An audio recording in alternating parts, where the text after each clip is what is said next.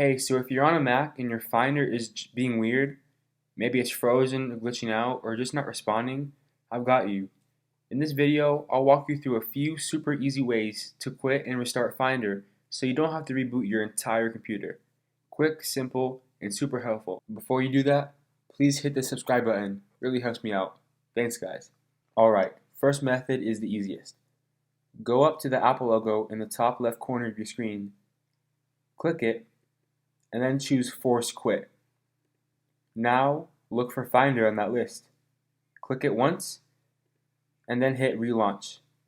Boom, Finder will restart, and 9 times out of 10 that fixes the issue. Now if that doesn't seem to work, or if your computer is kind of sticky or frozen, there's a keyboard shortcut. It's called Command Option Escape. So you press those at the same time on your computer, and then it will bring up the same menu.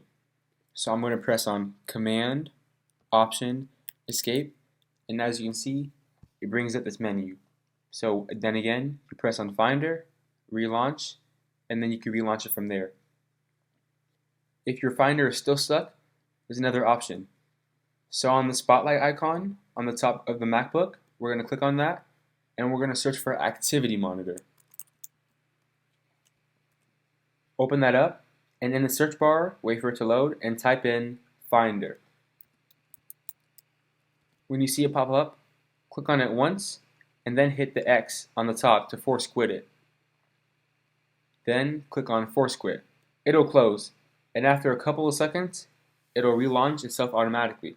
This one's great if Finder is really locked up and nothing else is working. And that's super easy, right? One of these should definitely get your Finder working again. If this video helped you out, a like would mean a lot. And if you're into simple tech tips like this, consider subscribing for more. Got questions? Drop them in the comments. I try to reply to everyone. Thanks for watching, and I'll see you in the next one.